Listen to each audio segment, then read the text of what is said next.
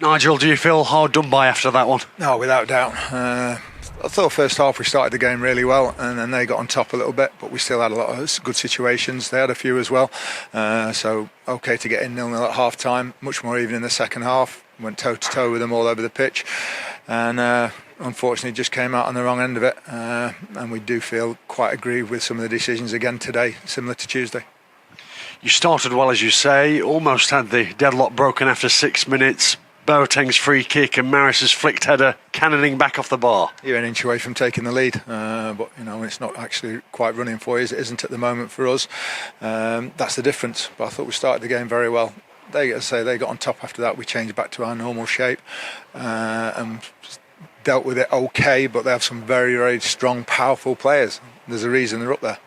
Yeah, you started with that back four, went to a 3-5-2, your normal shape, as you say, after about 15 minutes. What prompted that?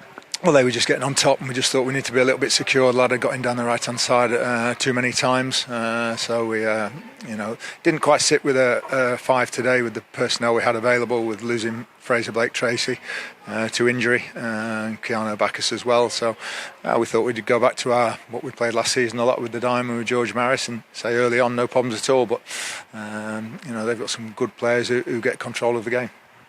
0-0 at the break, and you really put the ante into a different, higher level in the second half, didn't you? Yeah, we had to. We've got to get, if we're going to play like this at home, go toe to toe with teams, then we have to get closer to them and stop them playing. And we did that. It was still chances at both ends, I thought. And I thought we were very unlucky the way we conceded the opening goal. That opening goal to which you refer on 56, a penalty conceded by Jordan Bowery. Any complaints? Jordan says he hasn't touched him for a start, but he has swung. But there must be contact. So aggrieved at that, but also I thought it was a foul in the build-up to that from Elliott. I think Bailey stooped and headed one clear. Didn't stoop too much, and there was a foot raised, and maybe if he'd have screamed and held his head, the referee would have stopped it like he did on every other occasion this afternoon. He actually stopped one in the second half for a head injury, which when Flinty challenged, nothing wrong with the lad. We had the ball after that when he blew the whistle, and he gave it back to their goalkeeper. Back to the penalty. Coney's strike, saved very well by Scott Flinders, unfortunately back into his path to put home. Summed up the day, makes a great save, and unfortunately just ricochets back inside and off him, and he taps the rebound in. Somebody can get there. We've got people going in for the rebound, but it's just fell perfectly for him. But then you're back level 12 minutes later. Lovely floating ball from the left by McLaughlin, and a finely placed header by Lucas Akins just 2 minutes after coming on. Yeah, brilliant cross and header. Macca had similar situations the other night and couldn't put a decent ball in against Wigan, but he put 2 or 3 wonderful ones in this afternoon, and Lucas has got on the end of one. Delighted for him to get the goal.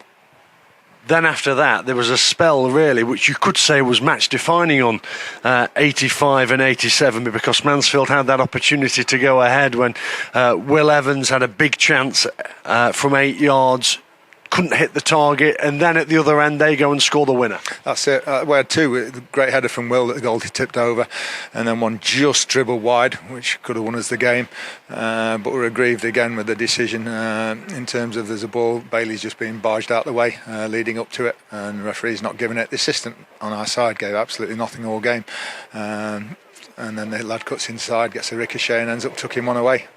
Very, very unfortunate. The result hinged on that, didn't it? Of course, it always does with these little moments, whether it's a bit of quality as we had against Wigan on Tuesday night, and that puts them in the top corner for the second goal, or you get a decision which we think should go our way and doesn't, and they took him one away. But I think over the course of a season, we've played them twice now, lost twice, and didn't deserve it on either occasion. With all that said, you could still have got something in the 100th minute. Lucas Akins did so well to hook the ball over his man. It just fell awkwardly, didn't it? And he couldn't get that shot away. No, he just scrambled again, and he got a little bit on it, a header, and he thought the goalkeeper was coming. He just tried to head it over him, and he stayed, and he just managed to grab it in the end. But that seems to be the way it's going in the penalty areas at the moment. But lack of effort. Two good performances this week, and very unlucky to lose both games. Today you were without your goalkeeper, Christy Pym. Yeah, illness just this morning, so no problem with Scotty coming in any time. Did very well again today. Hopefully she'll be okay for next week. Fraser Blake-Tracy, injured foot from the tackle the other night, late on against Wigan.